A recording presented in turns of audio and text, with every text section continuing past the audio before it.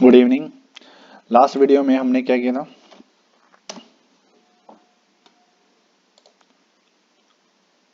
SQL tutorials learn, same चीजें। Last में हमने किया था एनी ऑल, ठीक है। एनी ऑल हम कर चुके हैं लास्ट में। अभी हमको करना है सिलेक्ट इनटू। एनी ऑल क्या था? ऑपरेटर्स। आगे चलेंगे, सिलेक्ट इनटू करेंगे। सिलेक्ट इनटू क्या है? ये एक स्टेटमेंट है। स्टेटमेंट क्या करेगी? सिलेक्ट इनटू स्टेटमेंट क्या करती है? कॉपी करती है डेटा फ्रॉम एक टेबल से लेके दूसरे टेबल में। एक टेबल का डेटा दूसरे टेबल में अगर कॉपी करना है तो वो हम किससे करेंगे? सिलेक्ट इनटू स्टेटमेंट से। टेबल का डेटा, एक टेबल का डेटा दूसरे टेबल में भेजना है। सिंटेक्स क्या रहेगा? सिलेक्ट इनटू का सिंटेक्स क्या है? अगर पूरे के पूरे कॉलम्स को भेजना है, सारा डेटा भेजना है, तो क्या करेंगे? सिलेक्ट स्टार इनटू लगाएंगे। सिलेक्ट इनटू नई टेबल, जिस टेबल में भेजना है, फ्रॉम ऑल टेबल, पुरानी जिस टेबल से भेजना है, जिस टेबल से नई टेबल में भेजना है, सारा डेटा भेजना है, स्टार लगाया। सारा डेटा मीन्स सारे कॉलम्स भेजने हैं, इसीलिए स्टार लगाया। सारे एट्रीब्यूट्स भेजने हैं, इसीलिए। सारे फील्ड्स भेजने हैं, इसलिए स्टार लगाया। किसी कंडीशन के बेसिस पे हम क्या कर सकते हैं? उसको भेज सकते हैं।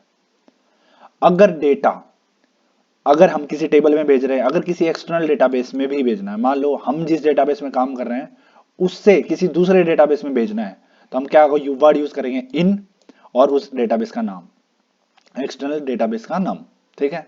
अभी हम मान लो संदीप डेटाबेस में काम कर रहे हैं, मेरे को मनदीप डेटाबेस में भेजने हैं, तो क्या करेंगे? इन मनदीप डेटाबेस, ठीक है।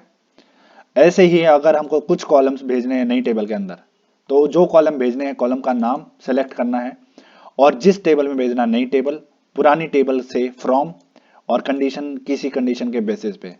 और वही सेम चीज अगर एक्सटर्नल डेटाबेस है तो इन लगाओ और उसको भेज दो। यहां पे नई टेबल को भी क्रिएट कर सकते हैं, नाम बदल सकते हैं। किस बेसिस पे? एस क्लॉज लगा के, अलाइज करके भी हम क्या कर सकते हैं? नया नाम चेंज करके भी भेज सकते हैं, ठीक है। तो सीधा कॉलम के सामने एस लगाओ, टेबल के सामने भी एस लगा सकते हैं, ठीक है। उसके बाद क्या है? अगर हम बैकअप ले रहे हैं, किसी बैकअप ले लिया मान लो कस्टमर्स का, क्या बोलता है? सेलेक्ट करना है सारे के सारे एट्रीब्यूट, सारे कॉलम्स इनटू, ये क्या आ गया? नई टेबल का नाम। इस टेबल का, इस टेबल में मैं क्या कर रहा हूं? सारा डेटा भेज रहा हूं, ठीक है। पुरानी टेबल कौन होगी? कस्टमर्स। नई टेबल कौन होगी? Customers backup 2017। उसके बाद जब इन लगा है, इन लगा है, इसका मतलब हम क्या कर रहे हैं? उसको दूसरे डेटाबेस के अंदर भेज रहे हैं, अनदर डेटाबेस, ठीक है। नई टेबल का नाम है कस्टमर्स बैकअप 2017, डेटाबेस का नाम है backup dot M DB, star, सारा डेटा भेजना है, पुरानी टेबल कस्टमर्स, ठीक है।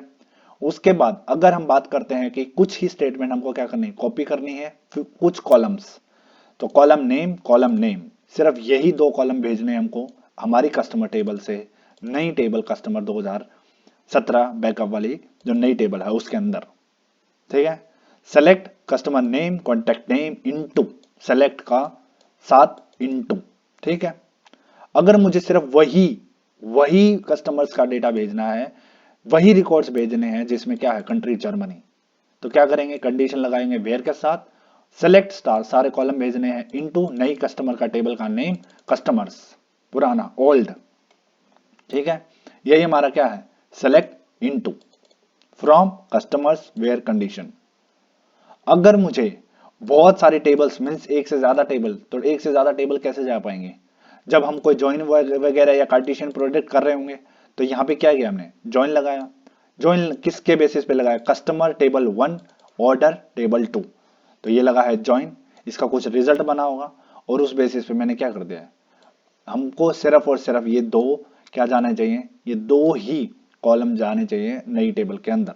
नई टेबल कौन होगी? कस्टमर्स ऑर्डर बैकअप 2017, पुरानी टेबल कस्टमर्स।